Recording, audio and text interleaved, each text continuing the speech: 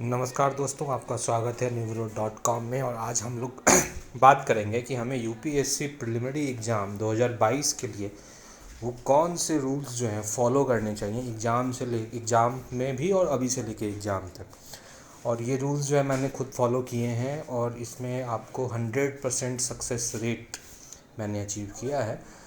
तो मैंने अभी तक 4 बार प्रीलिम्स दिया और चारों बार इस फार्मूले से प्रीलिम्स क्लियर हुआ है। तो लेकिन ये जो फार्मूला है ये कोई शॉर्टकट नहीं है, इसमें आपको कड़ी मेहनत करनी पड़ेगी। लेकिन हाँ, इसमें कुछ प्रेजेंस ऑफ माइंड है जो आपको एग्जामिनेशन हॉल में अप्लाई करना पड़ेगा। ये जो है मेरे 4 यूपीएससी प्रिलिमिनरी एग्ज़ाम के सक्सेस पे है ये बेस्ड। और इसमें ऐसा है कि आपको देखिए, प्रीलिम्स का जो एग्ज़ाम है उसमें काफ़ी इंटेंसिव नॉलेज चाहिए होता है। उसमें ऐसा नहीं है कि आपको कुछ पॉइंट्स पता हैं तो आप उसको एक्स्ट्रापोलेट करके एक आंसर को लिख दो। प्रीलिम्स में क्या होता है कि आपकी नॉलेज है उसका डेप्थ चेक होता है। इसलिए मैं आपको रेकमेंड करेंगे कि आप हर स्टैंडर्ड किताब को एक बार लाइन टू लाइन पढ़ लीजिए।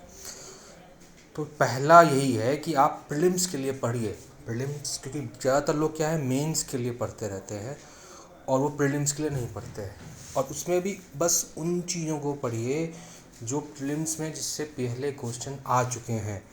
अगर आप उन चीज़ों को पढ़ेंगे जो अननेसेसरी है, जिससे प्रीलिम्स में क्वेश्चन नहीं आते हैं, तो आपको उससे कुछ खास फ़ायदा नहीं होगा। जैसे हाल फिलहाल के वर्षों में मेडिवल इंडिया से क्वेश्चन आ रहे हैं, तो आपको मेडिवल इंडिया को उस एंगल से पढ़ना पड़ेगा।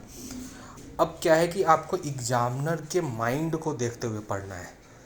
और सिर्फ जैसे अगर हम बात करते हैं मेडिवल इंडिया की, तो भक्ति मूवमेंट, विजयनगर एम्पायर, तो ऐसी एरियाज से क्वेश्चन आते हैं। अगर आप बात करते हैं साइंस एंड टेक्नोलॉजी से, तो इमर्जिंग एरियाज से क्वेश्चन आते हैं। तो उसको देखते हुए आपको पढ़ाई करनी है, ना कि बस किताब खोल लिया और जो आप पढ़ रहे हो वो पढ़। ऐसा नहीं होना चाहिए। आपको हमेशा एग्जामिनर्स के माइंड को रीड करना है और वो प्रीवियस ईयर पेपर से होता है। और तीसरा रूल ये है कि एटलीस्ट 85 से 90 क्वेश्चन अटैम्प्ट कीजिए। अगर आप इससे कम क्वेश्चन अटैम्प्ट करेंगे तो बहुत ज़्यादा चांस है कि आपका सिलेक्शन नहीं होगा। क्योंकि देखिए, ऐसा है कि मैंने 4 बार प्रीलिम्स दिया, मुझे भी 30 से 40 क्वेश्चन में ही आप श्योर होते हो। उसके बाद आपको हमेशा एक गेस करना होता है जिसमें आपको 2 ऑप्शन पता होते हैं, 3 पता होते हैं। तो ऐसे केसेज में आपको रिस्क लेना ही पड़ेगा, जिससे आपके +10 मार्क्स हो जाएंगे इफ़ेक्टिवली। अब बात करते हैं क्वेश्चंस को इफ़ेक्टिवली पढ़ने। देखिए, काफ़ी क्या होता है कि क्वेश्चंस में ही आंसर छिपा होता है। जैसे इस क्वेश्चन को देखिए कि इसमें है कि एक एंशियंट इंडिया की किताब है जो शुंग डायनेस्टी के फाउंडर के सन पे बेस्ड है। तो अगर आप इसको देखेंगे तो शुंग में क्या था कि शुंग डायनेस्टर पुष्यमित्र मित्र, इसमें आपको बस ऑप्शन बी में दिख रहा है, मालविकाग्नि मित्रम। तो ऐसे करके मैंने ये क्वेश्चन एलिमिनेट किया था। और ये बात मैं ऐसा नहीं बोल रहा हूँ कि ये हमेशा वर्कआउट करेगा, लेकिन आपको हमेशा अपनी प्रोबेबिलिटी को इंक्रीज़ करना है।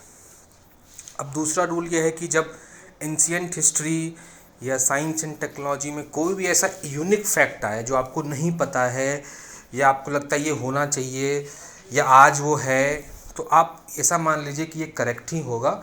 ये मत सोचिए कि नहीं ये तो मैंने पढ़ा नहीं कहीं पे तो ये करेक्ट तो नहीं होगा। क्योंकि देखिए, इस क्वेश्चन में देखिए कि विजयनगर एम्पायर का टैक्सेशन का क्वेश्चन है। इसमें पहला स्टेटमेंट जो है वो ज़्यादातर लोगों को पता होगा, लेकिन दूसरा स्टेटमेंट क्या है, private honours of the workshop paid an industry tax. उस टाइम में ऐसा सोच के आप इसको गलत कर देंगे, लेकिन इसका करेक्ट आंसर है कि both of them are correct.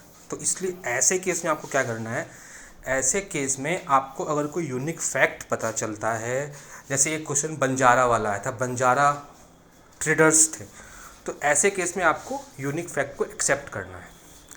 अब कभी कभी क्या है कि आपको कॉमन सेंस के खिलाफ भी जाना है। जैसे इसको खराई कैमल क्वेश्चन आया था एक बहुत पहले, उसमें क्या है कि पहला स्टेटमेंट जो है वो सही लग रहा है, दूसरा स्टेटमेंट अगर आप लॉजिक से जाएंगे कि साउथ वेस्ट इंडिया में मैनग्रोव्स तो है नहीं, तो आप उसको ये मान के चलेंगे कि ये गलत हो जाएगा।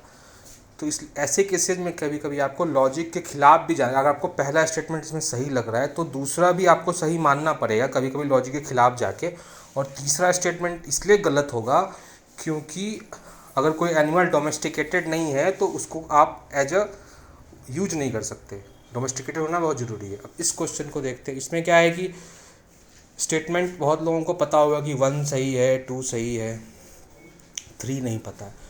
तो मैंने ये देखा है कि हिस्ट्री के ऐसे क्वेश्चंस में, जैसे में आपको 1 पता है, 2 पता है, तीसरे में कन्फ्यूज़न है, तो ऑल ऑफ देम करेक्ट होता है जनरली। जैसे आप एक इसके अलावा एक क्वेश्चन जैसे which of the following are, मतलब जिन्होंने इंडिया का इकोनॉमिक हिस्ट्री लिखा है, ऐसा क्वेश्चन भी आया था यूपीएससी में, तो उसमें भी all of them are correct. तो ऐसे क्वेश्चंस पे आपको क्या करना है कि अगर आपको 2 पता है, तीसरा नहीं पता है, तो आपको ऑल ऑफ देम, मैं ये बात कर रहा हूँ इस टाइप के क्वेश्चंस की, जैसे हिस्ट्री हो गया या ऐसा ही सिमिलरली प्लेस्ड क्वेश्चंस, तो ऐसे में आपको ऑल ऑफ देम करेक्ट मानना है। तो अगर आपको हमारा ये वीडियो अच्छा लगा है तो आप इसको लाइक कीजिए, शेयर कीजिए और सब्सक्राइब कीजिए। और नेक्स्ट वीडियो में मैं आपके साथ और जो डिफरेंट रूल्स हैं वो भी मैं शेयर करूँगा, आपको बताऊँगा कि कैसे इन रूल्स के थ्रू आप एटलीस्ट अपना 10 मार्क्स जो है इंक्रीज कर सकते हैं। Thank you.